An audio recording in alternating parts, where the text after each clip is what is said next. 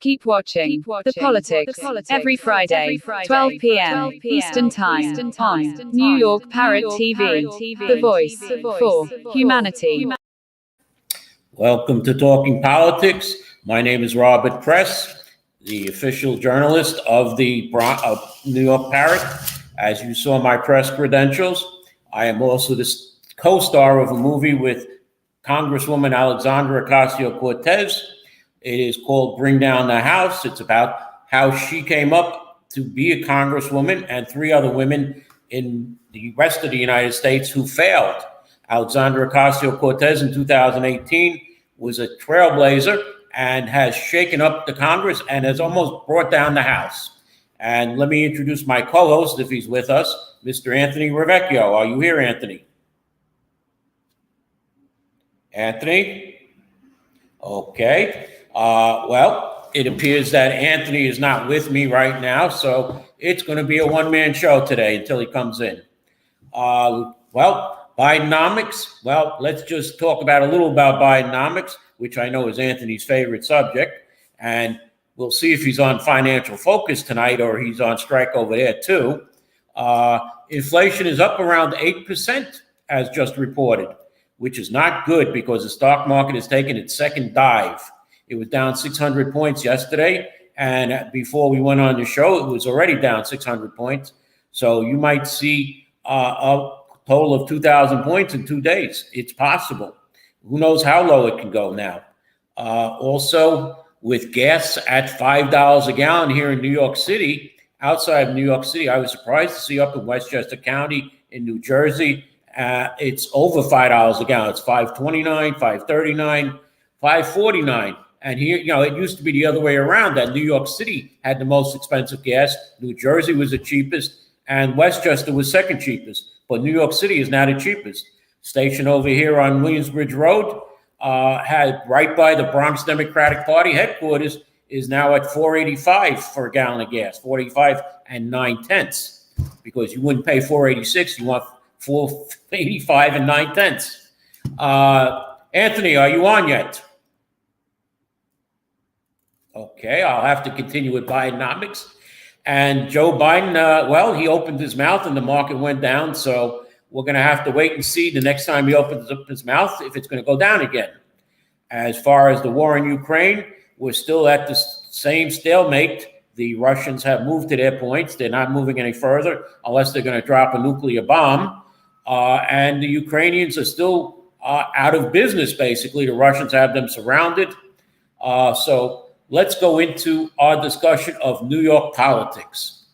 Okay. By the way, before I even start that, we will be changing the name of this show from Talking Politics to Talking New York Politics, Talking Bronx Politics and Beyond.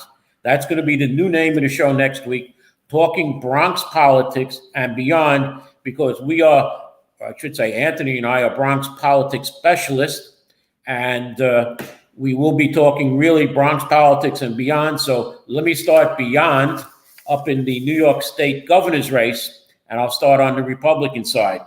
There are 4 candidates running for governor of New York State on the Republican line. So when you go to, if you're a Republican, June 28th, you have a primary, the first Republican primary in many years, probably since Joe Lhota ran for mayor. So on the Republican line for governor, you have Rob Astorino, you have Andrew Giuliani, Harry Wilson, and Lee Zeldin.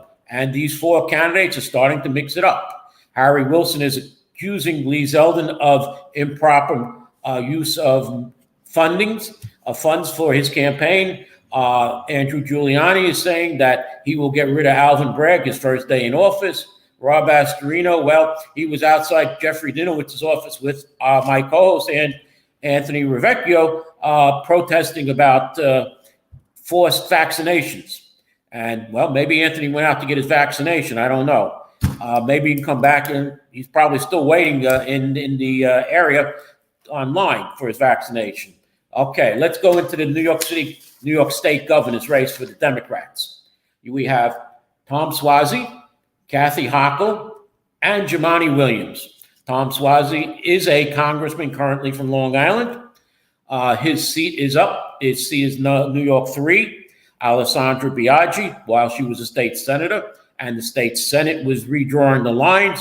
It appears that she withdrew or tried to draw a nice, perfect district for her around Long Island Sound, starting up in Westchester County, about Mamaroneck, swinging through Pelham, Larchmont, New Rochelle, Bronx, Queens, and out into Long Island, which would have given her a nice advantage because she was probably the one who created it. I'm not saying that, but it was the Democrats that created their own districts.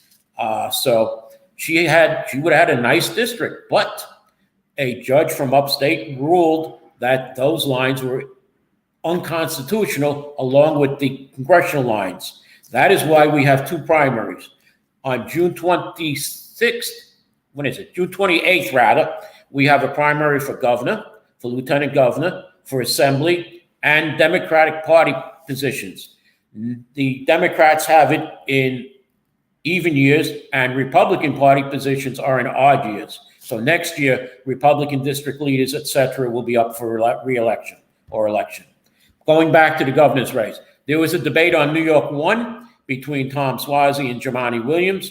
Governor Kathy Hochul, you may want to call her an incumbent, but she was never elected governor. She decided, I'm not going to go to this New York 1 debate and let these two men beat me up. And basically what they did, and in one question, one of the moderators said, gee, did you guys get together to beat up on Kathy Hochul? And it seemed that way, but I mean, Tom Suozzi and Jumaane Williams are not going to get together to beat up on Kathy Hochul. They're going to beat up on each other too, which they took a couple of swipes at each other because Jumaane Williams is from New York City and Jumaane Williams is really pro of this bail reform, while Tom Suozzi is against it. Kathy Hochul, when they finally met on Channel 2, took the middle of the road. Well, yeah, we did it, but we went too far, so we had to come back a little. And then you had Suozzi attack her and Jumaane attack her because whichever way she went, she was going against one of the two of them. It seems, though, much like Kathy Hochul is a female Andrew Cuomo. I mean, I would swear that it's still Andrew Cuomo in there as governor. To me, that is. That's my opinion, not the opinion of Parrot TV, of Anthony RIVIECCIO, or anyone else. That's my opinion. I see really no difference between Kathy Hochul and Andrew Cuomo. So if you want to keep Andrew Cuomo or Kathy Hochul in, vote for Kathy Hochul. Otherwise, vote for one of the other two.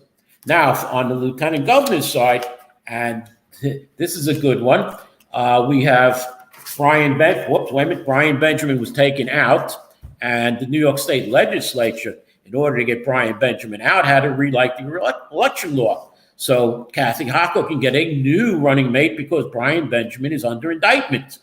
He is not guilty until proven innocent. He is innocent until proven guilty. But Kathy Hochul and the Democrats have already proven him guilty by saying, "You're guilty. We want you off the ballot, and we're going to put someone else in your place." So this is the innocent until proven guilty. We'll let everyone out of jail because they might be innocent. But you're guilty, Brian Benjamin. So it was Antonio Delgado, who many people don't know. I'd never heard of him before, but I understand he's a congressman from up in Buffalo, which is where Kathy Hochul is from. So we have an upstate ticket. There's Anna Maria Archola and Diana Reyna, who are running. Diana Reyna is running with Tom Suozzi. Anna Maria Archola is running with, and I hope I pronounced it right, with Jumaane Williams. We could wind up, since you vote for each one, you could wind up with a governor from Part A and a lieutenant governor from Part B that don't match. It could be Tom Suozzi with Antonio Delgado. It could be Kathy Hochul with Diana Reyna. Or you might wind up with both Jumaane Williams and Anna Maria Archola. Okay, so that's where we stand on the state races. There is no race for no primary for attorney general, no primary for state controller. Let's move down to the local Bronx assembly races. There are 1, 2, 3, 4 races for assembly: 78, 81, 82nd, and 84th. We're going to start with the 78th. The 78th Assembly District is mainly in the Fordham area, Bedford Park, It used to be Norwood, part of Norwood. Jeffrey Dinowitz has part of Norwood in the 81st. What's happened was it was split up between many different people. When you split up a area, it dilutes its power in the office. And we've seen that, and Anthony has told us many times, well, they chopped and diced and spliced and cut my area up, and we had no representation.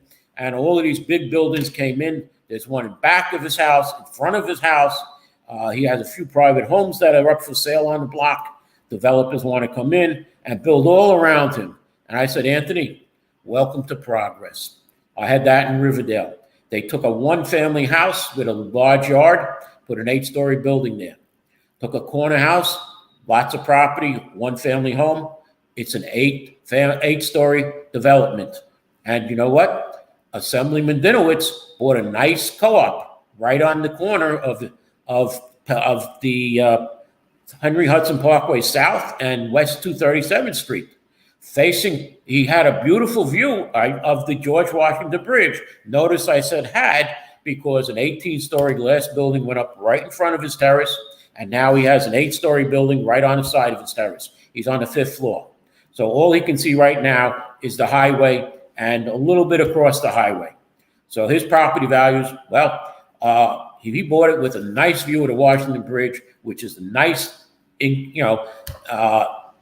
it valuable. Now you can't see anywhere. So his property value, why would I want to live here? I'm facing a brick wall over there. I got a glass building in front of me. I don't want to live here. But let's go into the 78th, okay? Jose Rivera is the incumbent. Jose has been there, well, let's see, he is now 82 years old. He was a councilor, he was an assemblyman, he was a councilman, then went back into the assembly. He's probably been in the assembly for about 15 to 20 years now. And there is word that Jose has said, you're going to have to carry me out of the assembly. Well, he's facing two competitors right now. He's facing Emmanuel Martinez, who is the community board chair of Community Board 7.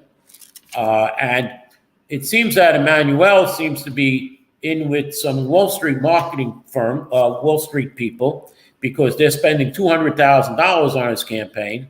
And there is a nice big truck going around with a sign on the side, Emmanuel Martinez for assembly. And it's being parked in the right places, right? 1 block from street fairs and carnivals. So people are getting to see and know his name. Then the other candidate is Mr. George Alvarez, local businessman. He is a very sharp person. He takes care of people. He's out there in the community. He's been in Anthony's neighborhood. People are saying, yes, we see you here in the neighborhood. We don't see Assemblyman Jose Rivera. We don't know what the community board is. And we like you, Mr. Alvarez. We want to vote for you. Mr. George Alvarez also has the backing of his council members, Parina Sanchez and Oswald Felix. It is also said that he has the backing of Congressman Adriano Espaillat. So this is going to be a fun race. Will Jose pull it out? I've always said the past 5 times Jose Rivera is going to lose. This time I'm saying Jose Rivera is going to win. So watch out, Jose. That's it. I'm jinxing you. You're going to win, Jose. As we go to the 81st, the next contested race, we have Assemblyman Jeffrey Dinowitz, who 2 years ago faced a well-unknown George Diaz, who worked for Councilman Oliver Coppell many, many years ago, or I should say 2 council members ago, because we've gone through Councilman Andy Cohen and now Councilman Eric Dinowitz. Funny that he has the last name of the assemblyman, but he is the son. And he's doing a good job there, Eric Dinowitz. He's doing a very good job, Councilman Eric Dinowitz. But Assemblyman Dinowitz in his race against a man who spent less than $1,000, because we can't find his financial disclosure statement, which means he spent less than $1,000, got 38% against the umpteenth incumbent Jeffrey Dinowitz. Right now, he has Miss Jessica Altagracia Wolford running against him, and she has the backing of Alessandra Biaggi now. So it's another Biaggi-Dinowitz race almost. And this is the local person from the area, not someone from outside of Carpetbagger who came in and just Miss Biaggi came in from her grandfather's name. Her grandfather was known well over the Bronx, all over the Bronx. On the east side of the Bronx, she went into neighborhood organizations. Oh, we love the Biaggi name. And you know what? As Mr. Al D'Angelo, the president of the Morris Park Community Association, says, she came by, she said, yes, that's my grandfather. Yes, you love him, vote for me. And we never saw her again. Well, I'll get into Miss Biaggi a little later because she's no longer running for the state Senate, as you see, and you'll see, I should say, and she is running for Congress in a certain area, and I'll talk about that later. This race, Jeffrey Dinowitz is going to have problems. Miss Wolford will probably get more than 40%, but I personally think that Assemblyman Dinowitz, like Assemblyman Rivera, will pull it out. And by saying that, I'm comparing Assemblyman Rivera to Assemblyman Dinowitz, and they hate each other from what we're told. They do not like each other. The water filtration plant that was built in the Van Cortlandt Park was originally going to be built in the Jerome Park Reservoir, which was at that time Assemblyman Jose Rivera's district, Jeffrey Dinowitz's district. And Jeffrey said, well, put it into Jose Rivera's district down by Fordham Road there on Fordham Landing, which now has a different project. It's going to be a city in itself. Jose Rivera, well, you can imagine what he said. Well, let Jeffrey keep it in his own backyard, and that's what happened. It wound up in Van Cortlandt Park, which is Jeffrey Dinowitz's backyard. When we go to the 82nd Assembly District, we see another longtime incumbent, Michael Benedetto, being challenged by not one, but two challenges. And when you have two challenges, that's a little better for you because they'll split the vote. We have Al Quattlebaum, who is from Co-op City, and will split the vote in Co-op City with Mr. Benedetto or Assemblyman Benedetto. And there is a second-time attempt by Mr. Jonathan Soto, who is now backed by the AOC PAC, or the Alessandra Ocasio PAC. And it's unfortunate that the congressional race is not at the same time as the assembly race, because if they were, then Congresswoman Alessandra Ocasio-Cortez could be a major factor in this race.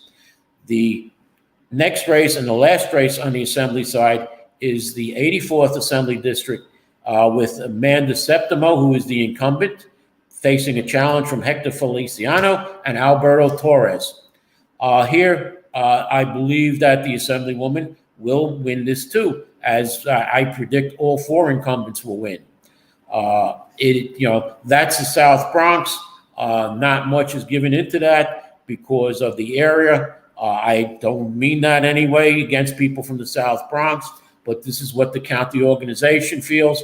They feel that their races are up north in the 81st, 82nd, and 78th, because that's their main incumbents. When we get to the Senate races and congressional races, there's a little more because the 33rd and 34th Senate districts, which are up north, are going to be the important races to, again, the Bronx Democratic County machine, as opposed to the 32nd Assembly State Senate District, where Louis Sepulveda is running, where he has no opposition. So he will be the primary winner. Of note are some important district leader races. The 78th has a female district leader race. I believe Maria Gonzalez is the incumbent.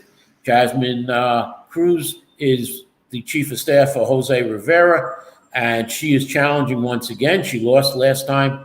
And there is Altagracia Soldovilla, who ran in the 15th council race against Oswald Felice the first time and lost. And she was the treasurer for borough president candidate Sammy Ravello. Okay. I believe, well, this one could be anybody's race, depending on how the assembly race goes. In the 81st Assembly District, former female district leader Randy Martos is not running, and there are three people running for her seat. Abigail Martin, who ran against Councilman Eric Dinowitz in the race for the city council in the 11th Council District. She is from North Riverdale, or I should say Riverdale, and she has the name recognition. There is Sarah Liss running against her. She also is from South Riverdale, and Carolyn Smith, who is from the amalgamated area of Giles Place. I would have to say that Abigail Martin has to be the favorite in that race. In the 84th Assembly District, there is a female district leader race too between Sonia Taylor, Yolanda Garcia, and former Assemblywoman Carmen Arroyo. And here is a fun fact, because Carmen Arroyo was knocked off the ballot 2 years ago, but because the ballots were printed up before she was knocked off, she was listed on the ballot and actually got more votes than the current Assemblywoman Septimo. So she has to be the favorite here in this female district leader race, Carmen Arroyo. When we get to male district leaders, we see, again, in certain races, in certain districts, there are races. For instance, the 78th is incumbent Angel Santana facing Francisco Spies de Leon. There should be no reason why Angel Santana can't win that race unless Jose Rivera, well, I don't want to say anything bad about Jose because I want him to win. In the 81st Assembly District, Bruce Feld, who was the male district leader, is not running. William Whites, who was the state committee man, is running for district leader. He is he's former chief of staff to Elliot Engel. He is a very close confidant of Assemblyman Jeffrey Dinowitz. The opponent is Ramdat Singh, who is challenging him. He's from Kingsbridge. Mr. Whites is from Riverdale. So we're pitting Kingsbridge against Riverdale. In the 82nd Assembly District, the male district leader, Al Quattlebaum, is not happy with just running for assembly. He wants to run for male district leader also. And he's facing Mr. James Payne. Both are in Co-op City because the 82nd Assembly District is split into A and B. A is down south in the lower part of Throgs Neck, Pelham, City Island, and the upper part is Co-op City. Each part is about equal in size. The district is approximately 120,000 people, and each area has close to 60,000 people. And there are two more races for male district leader. The 84th, there is Oswald Dennis, James Duckett, Carlos Sierra Gonzalez, Hector Feliciano. I have no idea who's going to win that race. All I know is I believe this is the Oswald Dennis, who is associated with former Councilman and State Senator Reverend Ruben Diaz Sr. Hector Feliciano, I don't know if he is the former School Board 7 president. I doubt it. I believe that was a different Feliciano. And in the 84th, incumbent Justin Westbrook Lowry has a challenger in William Rivera, who ran for city council last year and lost by a few votes. And William Rivera is the Community Board 9 chair and is well known in the community. My guess is that William Rivera will win big in that race against Justin Westbrook. Are you curious about financial literacy? Then take a look at Professor Anthony RIVIECCIO's new program on Parrot TV. It's called Financial Focus University. This is an excellent program to learn about questions related to your own finances post-COVID, if how you can manage your money, how you can work with your tax situation. And this is an excellent and informative discussion of financial literacy. With Professor Anthony RIVIECCIO, your financial problems will be solved at Parrot TV with Financial Focus University. Okay, I'm told that Anthony will be with me in a short time. Are you here already, Anthony, or not? Well, we'll go into Bidenomics when Anthony comes on. And let's go into our local Senate races. What happened was there was an original petition drive for Senate and Congress. The lines were drawn up by the legislature, the members of the Assembly and State Senate, which is dominated by Democrats. And they drew lines that they wanted to. They figured that the Republicans were in charge years ago, and now is our time to do this. And what happens is, we saw this when Pedro Espada became a state senator. Pedro Espada had his gang of four, which included Senator Carl Kruger, Hiram Montserrat, and Ruben Diaz Sr. All three, but Ruben Diaz Sr. were kicked out of the state Senate. Rubin left on his own to become a councilman so he can give out $5 million. That's when they stopped with the giving out money from the state Senate and Assembly. So he figured, I'll go into the council. I'll be able to give out $5 million to my friends. Or I should say, the friendly charities. Okay, I'm not accused saying that he gave money to anybody that shouldn't have gotten it, but he gave out $5 million in discretionary funds.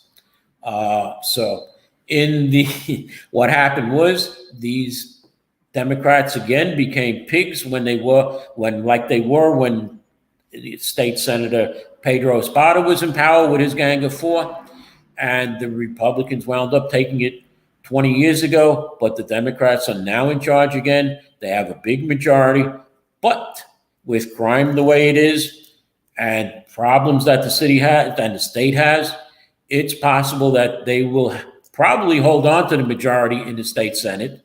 The Assembly, there is no way they're going to lose the majority because it's made up mostly of the city. The state Senate is per district. It's about 235,000 people. The Assembly, like I said, is about 125,000 people. So there are twice as many Assembly members. So there are twice as many people from New York City in the Assembly than there are in the Senate. And that's why New York City basically controls the Assembly. But we should say that certain unions control the members because in looking at a financial disclosure statements for certain people, one in particular, Assemblywoman Natalia Fernandez, we see donations from the United Federations of Teachers. We see from other unions, the steam fitters. We see from DC 37. So these unions basically control the Assembly.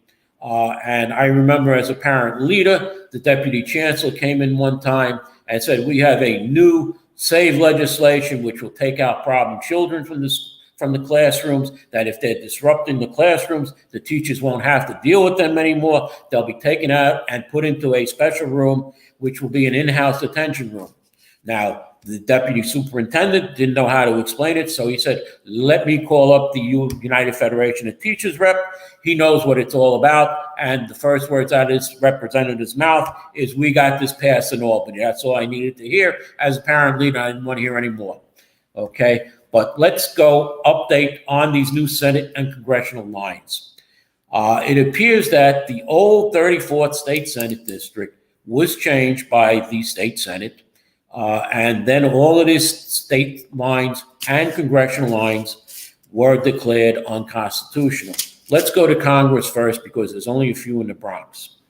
Okay, we start with the 14th Congressional District, Alessandra Ocasio-Cortez. What happened to her? Like I said, Alessandra Biaggi had created District 3, which was along the waterfront, which were the people who didn't vote for Alessandra Ocasio-Cortez 2 years ago. So Biaggi said, I'll take those people away from you. You'll get more of Queens, and you'll be an easy winner. Well, it's going to be a little harder for Miss Congresswoman Ocasio-Cortez this year. She will keep those people that didn't vote for her. She will lose part of Queens that she had that was her stronghold. And she is losing the Pelham Parkway area, South Pelham Parkway area, which is going into the 15th Council District. I will be losing my beloved council, my Congresswoman Alessandra Ocasio-Cortez, but I will be picking up another friend in Congressman Richie Torres. Alessandra Ocasio-Cortez now also goes up into Co-op City. She picks up 50,000 people in Co-op City, and that is offset by the loss in Queens and the loss of the rest of the part of Bronx. But she also is going into the South Bronx. So Richie Torres can now go up to Riverdale.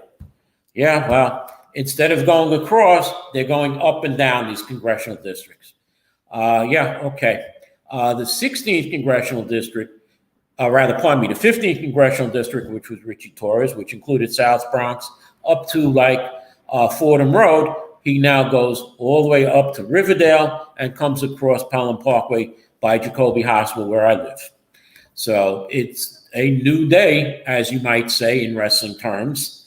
And no, the new day is not wrestling here. It will be Alessandra Ocasio-Cortez, who at the moment does not have a challenger, or Richie Torres, who again does not have a challenger. One would have figured that if this Miss Welford is going to be endorsed by Alessandra Biaggi, that she would have gone for that congressional district against Richie Torres. Now, we know that she wasn't going to go for Congressional District 14 because that's Alessandra Ocasio-Cortez of the Democratic Socialist of America, DSA. Alessandra Biaggi wants to be a member of DSA and wants to be a part of the Alessandra Ocasio PAC. So she couldn't run against Alessandra Ocasio-Cortez. She lives in District 16, which is Jamal Bowman. Jamal Bowman had Riverdale and Co-op City.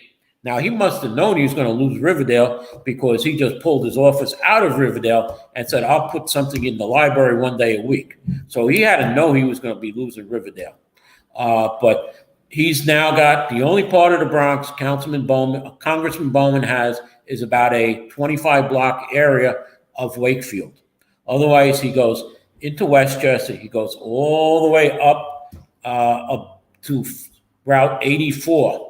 Which is in God's country, as Borough President Diaz used to say. We're in God's country, but that's further up. Mahopac, Brewster, whatever. I've forgotten. I used to go up there, but I haven't been up there in a long time. So he's going to be going up where the air is thin. And it's quite doubtful that he'll win because he is not going to have the constituency that he had down here of New York City in Riverdale and Co-op City, where they endorsed him. People up north are not going to know him. But why wouldn't Alessandra Biaggi run against him? Mr. Bowman, Congressman Bowman, is a member of DSA. So they supported him, so she can't run against him. So why didn't she run against Richie Torres?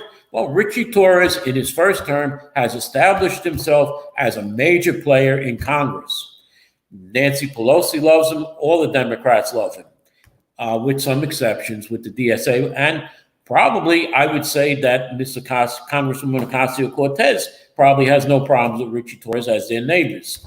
So, I'm sure if Senator Biaggi went up against Congressman Torres, she would have been slaughtered. She would have gotten maybe 25% of the vote to his 75%. He is being welcomed in Riverdale as we speak. They love him in Riverdale, Congressman Torres. And he's covering most of the old council district that he has here in Pelham Parkway area. But let's go on to where State Senator Biaggi is running. State Senator Biaggi said, I can't run here, I can't run there, I can't run there, I can't run in New York 3 because it's no longer part of I'd have to go out to Long Island and run in a Long Island district because it's now Queens, Nassau, and Suffolk counties. She didn't want to do that, even though she said, I'm running in New York 3 no matter what. She went back on her word. She's now running in New York 17, which is even higher than where Bowman goes, against a key player also in Congress, Sean Patrick Maloney. It is probably going to be the same as if she's running against Richie Torres, but she's trying to use the same strategy that she beat Jeff Klein with. Jeff Klein was a senior member of the state Senate who had started the Independent Democratic Conference, who crossed the aisle to work with Republicans to get things like speed cameras done. He got pre-K done with, he worked across the aisle to get Republicans to vote for Democratic values. And his reward was, we're going to kick him out. Biaggi came in and said, you're anti-democratic by working with the Republicans. Well, let's see how good she does against one of the incumbent Democrats. And that's the area congressional lines. Queens, I'm not going to go into. Manhattan, Manhattan, there are two interesting congressional races. It seems that Jerry Nadler, Congressman Nadler, had the 10th congressional district of Lower Manhattan, Mid Manhattan, and parts of Brooklyn. We had Carolyn Maloney, who had a little more above him, but it seems the two congressional districts have been kind of merged, where Congressman Nadler has half his district is now the 12th congressional district. Congresswoman Maloney is her district is the 12th, and you have two veterans facing off against each other. That is going to be one ugly race. Congressman Nadler against Congresswoman Maloney. Both are stalwarts in the Democratic Party, and just they're going to spend millions and millions and millions of dollars on these races.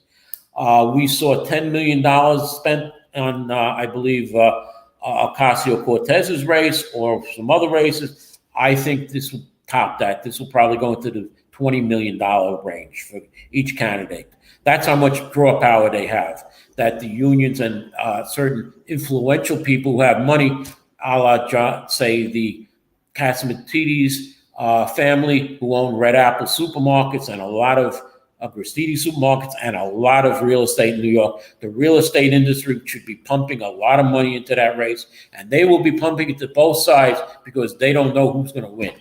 So if you don't know who's going to win, you give to both sides.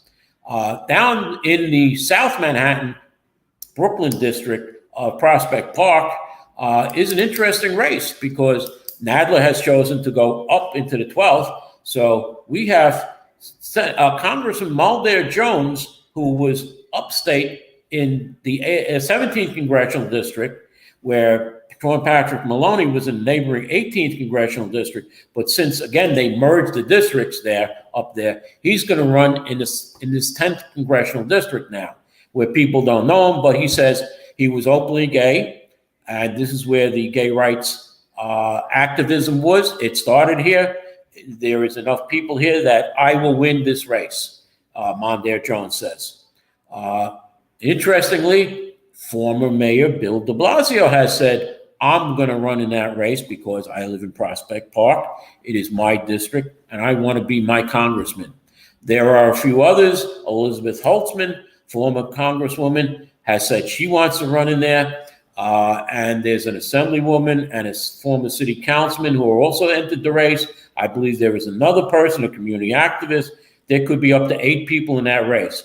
Now, today is the last day to file for state senate and Congress. People are given a second chance. As I said, Bill de Blasio was not going to run for anything. Now he's running for Congress.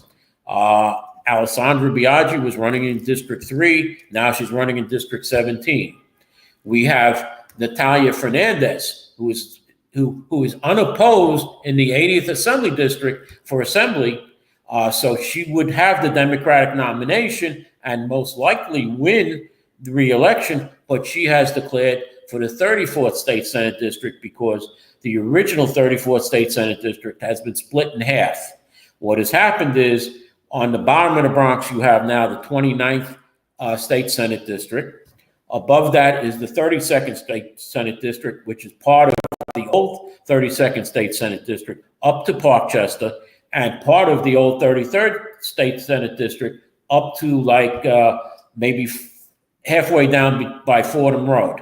State Senator Gustavo Rivera, who had the 33rd State Senate District, now has the top half of the district, and it goes all the way up into Riverdale.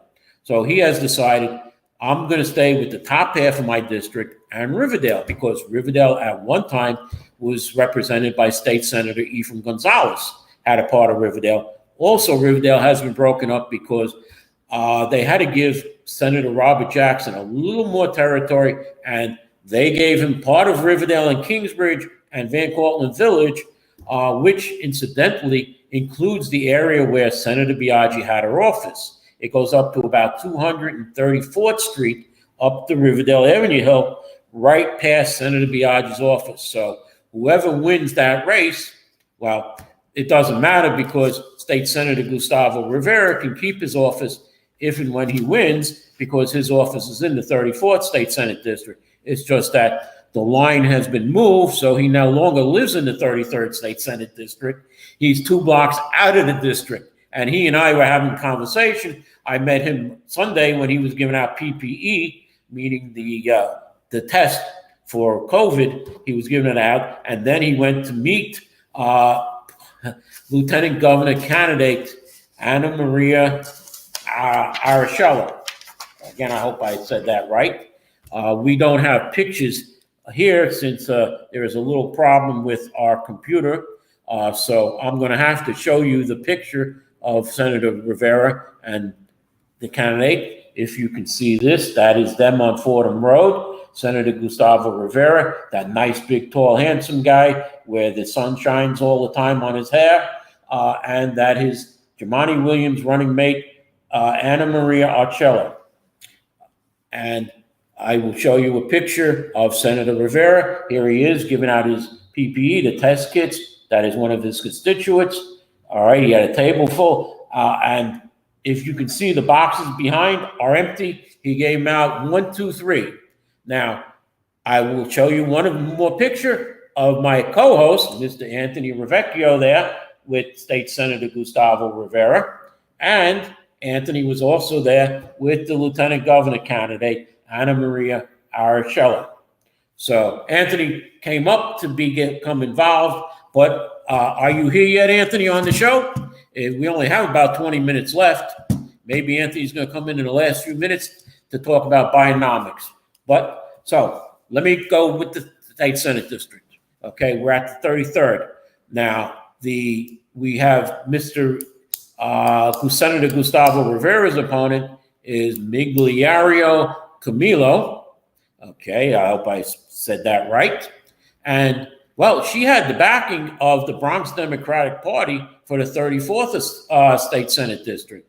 But with the reshuffling, and now she's going up against the incumbent, Gustavo Rivera, from what I understand, the Bronx Democratic Party is still endorsing her.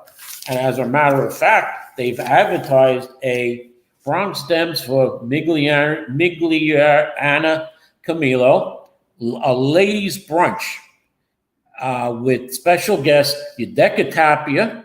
She's the Assemblywoman in the 86th Assembly District, and Carmen De La Rosa, who is Assemblywoman in Washington Heights. And it's going to be held at Bronx Havana tomorrow. And I'm not going to tell you when, but I will tell you if you want to go. It's going to cost you $5,000 to be a co-host, $2,500 to be a sponsor, $1,000 to be a supporter, $500 for a friend, or $150 for a guest. Okay, and it's interesting that we don't see any of the male people from county there. We don't see Jamal Bailey, the county leader. We don't see Jeffrey Dinowitz, the secretary of the county committee. We don't see Carl Hasty, who is the speaker of the assembly and Bronx Assemblyman. We don't see Eric Dinowitz, who is the councilman. We don't see Mr. What's the councilman up there in the north? I forgot his name already. He was just elected last Christmas. Kevin Riley. And we don't see Oswald Felice. So men aren't invited, obviously. It's just a woman's brunch. But that's besides the point. So they've endorsed the county for the 34th State Senate District. Now, I don't know if they've held a new hearing to see who they're going to endorse in the 33rd, but obviously they're endorsing now Ms. Camilo in the 33rd. This is funny because what they said to me 2 years ago when I said, how can you be endorsing certain people? We're endorsing all incumbents, no newcomers. We're endorsing all incumbents. So I can't see how Jamal Bailey can be saying we endorse all incumbents and he's not endorsing State Senator Gustavo Rivera for re-election. I just don't understand this new Bronx Democratic Party. They've moved their headquarters from the South Bronx to the North Bronx again. I just don't understand it. In the 34th State Senate District, you now have Mr. Christian Amato. He stayed in the 34th. And again, he will have to move because he actually lives in the 33rd State Senate District. But he said, I do not want to run against incumbent Gustavo Rivera. And the county organization has endorsed Migliana Camilo. So I'm going to run in the 34th State Senate District, which is now the east side of the Bronx, going down to Parkchester and Castle Hill, which is the half of the 32nd State Senate District, all the way up, now further up into New Rochelle, which it never went. So that district is now 35% of Parkchester, Castle Hill, 35% Westchester County from Pelham Bay, from Pelham Manor, and New Rochelle, and about 30% Bronx, Throgs Neck, Pelham, and that's about it, City Island, because it doesn't have my part, because I'm in, oh yes, pardon me, it has, wait a minute, pardon me, I shouldn't say that, I'm in the 34th, because there are 20 blocks from the 80th Assembly District that are in the 34th State Senate District, and I happen to live in one of those 20 blocks. Now, seeing that she's already won the seat for the Assembly, that nobody's filed against her and nobody can run again because it's a June 28th primary and she can't lose that. She's the Democratic nomination for Assembly in the 80th Assembly District. Assemblywoman Natalia Fernandez said, it's a perfect opportunity for me to run for the 34th State Senate now. It's the East Side seat. Well, I'm an East Side Assemblywoman, but only 20 blocks of your district is in that district. It's about 8% of your district. Well, maybe she thought she had more of it, but now she'll realize she only has about 8%. And she is running, this is Assemblywoman Natalia Fernandez. Now, if she wins the primary, well, normally the county committee would assign who is going to be the new candidate. However, I don't know if they're going to have a county committee or not. I didn't see much county committee action. I don't think Ms. Fernandez, Assemblywoman Fernandez, went after a county committee because 2 years ago they screwed up on a county committee and didn't have one. So what happens if there's no county committee? Will there be a special election? No. Will there be a Democratic candidate? It's possible. And it's possible that the executive committee of the Bronx Democratic County Organization, meaning the chair of the committee, the chair of the county committee, the 4 members of the executive committee, choose who will be the replacement for Assemblywoman Fernandez should she win the state Senate nomination and give up the Assembly nomination. The committee of vacancies will be non-existent because the primary has already happened, and you can't use a committee of vacancies that is out of existence. So it will be either the county organization, like they did with Robert Johnson, who was DA, and decided they nominated him for judge, and they then placed our current district attorney, Darcel Clark, who is doing a fine job, as the district attorney candidate on the Democratic line. But, you know, games like this is played every day in politics. Bronx seems to be a lot more. We seem to have a lot more people being told either you're not going to run again if you want to stay out of jail, or we're going to try you in court. We've had many people. Some people still claim they're innocent and they were framed. We've had a former assemblyman wired for 6 years almost.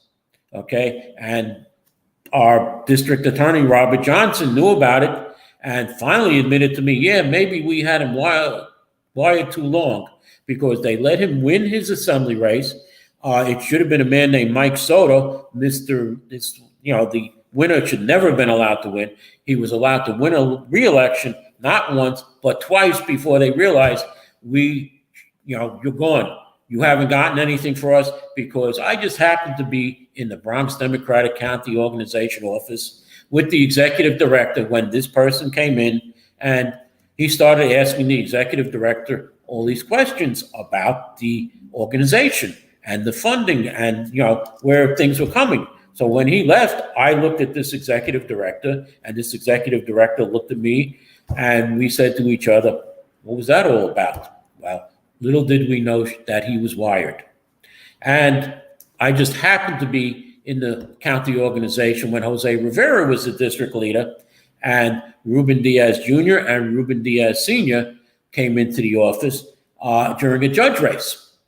Assemblyman Rivera's judge, or county leader Rivera's judge candidate, was Maria Matos. The 2 Diaz's wanted Elizabeth Taylor, who is now the Supreme Court Justice. They wanted Assemblyman Rivera to think about her. Okay. Well, it seems nothing has changed in the 10 years since they got rid of Jose Rivera, because Jamal Bailey has done the same thing.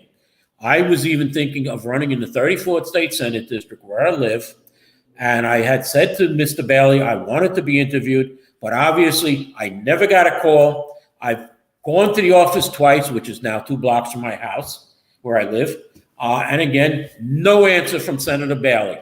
Senator Bailey, I challenge you to come on this show and tell me why you didn't answer me, why you haven't given me answers. Now, I caught him at the 49th Precinct Council breakfast where he spoke and said, because he said, come see me anytime. I want to see you, Senator. Oh, well, I got to check my schedule. That's what he said to me. Okay. Mr. Bailey is not open. He is not easily accessible. One has to track him down like a mayor. Okay. So, Mr. Bailey, I challenge you to come onto this show and talk to me. Or my co-host, who seems to be AWOL right now, Mr. Anthony RIVIECCIO. Okay, we would like to talk to you and find out how you could pick a candidate now for the 33rd State Senate race when you have an incumbent that you're passing over, when it was said we always choose our incumbents and endorse them. And in the 34th State Senate race, why you didn't openly talk to people and why I never got a call from you to talk to you. And how you're working out this thing with Assemblywoman Fernandez to be the candidate for state senate in the 34th State Senate District. Besides her, as I said, there were 2 other candidates who didn't have to petition. It was Pamela Stewart Martinez, who had originally filed for the 32nd, but because half of the 32nd is now in the 34th, or a good part of it, she does not have to file petitions, and she requested that she run in the 34th, which is her base of Parkchester and Castle Hill. Then you have Christian Amato, who originally filed for the 34th and decided he will continue to run in the 34th, even though he lives 5 blocks out of the 34th in the 33rd Senate District. Like I said, he will be moving into the new district should he win, much like Senator Gustavo Rivera will have to move into the district. They will have till the end of they will have until December 31st, 2023. Any new state Senate member who was redistricted out of their district but has won re-election in a district or any other district that they can move into by the end of next year. Mr. John Perez, who ran for 13th Council against Marjorie Velazquez, is running in the 34th State Senate District. He was the district leader of the 87th Assembly District, the male district leader, and I forgot to mention that Pamela Stewart Martinez is currently the female district leader and has no opposition, so she will remain the female district leader. She's also running for a county committee seat, and she's running for the state senate. Mr. John Perez was a male district leader 2 years ago in the 87th Assembly District, so he is well known in the Parkchester Castle Hill area. He also, like I said, ran in the 13th council race. He grew up in Throgs Neck, he said, and he pulled about 500 votes in that race, a little more than 500 votes, about 550 votes. So his name is out there. So he's got a good cross-section of the district. Assemblywoman Fernandez, well, like I said, she's known in 20 blocks of her district. She would have to move into the 34th State Senate District because she lives in currently right now what would be the new 36th State Senate District. So she would have to move into the 34th State Senate District. She doesn't currently live in it either. And Miss Lisa Hofflick, who we had on the show, who was originally running for the 34th State Senate District, lives in Mount Vernon, and we had thought that she would be running for re-election, and I believe that the Bronx Democratic County Organization believed it too, because they went over to her, I believe. I can't say this for sure, but she never declared that she was going to be continuing her campaign, and you had to declare by May 31st. So if anybody wanted to try and get her line, they can't, because she never declared that she was going to run for state senate again. So it looks like Jamal Bailey has no opposition in the 36th State Senate District. It appears, well, we'll know by the end of today if anybody did file petitions. I'm told that Mr. James Grisanti has canceled his campaign. He found it too tough to get 850 valid signatures. And when we say 850 valid, you need sometimes 3 or 4 times that amount. So he would have to get around 2,500 valid signatures. And that's in 6 weeks. Okay. They didn't cut the number of signatures in half like they cut the time in half. They only cut it from 1,000 to 850, not from 1,000 to 500. If you saw 500, then you would see a lot more candidates. But they cut it only to 850. Well, our governor could have done it. During COVID, she cut down the number of signatures, but she decided not to this time, or just cut it to 850 or whatever. I believe, though, the judge cut it to 850. But our governor could have still cut it even further. So that's about it for the 34th state Senate race. That's going to be close to it. There's one more final thing. In Community Board 11, I was handed a note that at Jacoby Hospital, they just home, which I haven't been able to investigate yet because I just got this notice, is an innovative housing initiative that will provide permanent housing and supportive services for medically complex homeless New Yorkers after they leave jail. That's interesting. I mean, if you're in jail, you have a home. They will create approximately 100 studio apartments in Jacoby Hospital's centers, Building 2 at 1900 Seminole Avenue. That was the old nurses' quarters. 60% of apartments will be just home supportive housing, 40% low-income housing for members of the community, which, again, I'm telling you, I live here, and there's no low-income housing here. The closest low-income housing, well, maybe they're talking about the Pelham Parkway houses. That's low-income, or it used to be low-income. All leases will be rent-stabilized. Gee, why wouldn't they be rent-controlled instead of rent-stabilized? Rent-controlled is a lot better than rent-stabilized. Okay, rent-stabilized means that now that the Rent Stabilization Board is still talking, rents will probably go up anywhere from 4 to 6%. If they were rent-controlled, they'd probably only go up about 2 to 4%. So, I mean, this is being looked into. I am a member of the community task force that prevented the homeless shelter on White Plains Road, the third single men's homeless shelter, which I was able to talk to Mayor, I almost said de Blasio, Mayor Eric Adams when he came to Jacoby Hospital at the end of January. And it seemed that in a few weeks later, our new borough president, who's doing a wonderful job, Vanessa Gibson, came to the task force on March 14th, 6 weeks later, to tell us that that White Plains Road men's shelter was being stopped, that the mayor has reconsidered that. And he was not going to go forward with it. So we're going to have our meeting, and we're going to see what we're going to do about this. This is a complete surprise to the community and to the community board. And I don't think they're going to wait 7 more years for the next mayor. So they're going to have to do action right away. And as I look at the clock, I want to thank you for watching.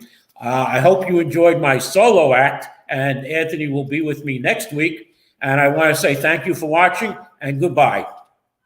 Do you know that there is a publishing company that wants to make life easier for you as a writer? This publishing company is called World Inkers Printing and Publishing. We publish in all different languages, and we're looking for writers of all genres, all formats. We're looking for scholars, ghostwriters, playwrights, poets, short fiction, novelists, you name it. We're looking for anybody who is interested in writing and the craft of writing to be in touch with us. You can reach us at info.worldinkers@gmail.com. With World Inkers Printing and Publishing, you do not require a lot of money to publish with us. Contact us today at info.worldinkers@gmail.com. Become a winner with other authors at World Inkers Printing and Publishing. Give us a shot. We will surely finish.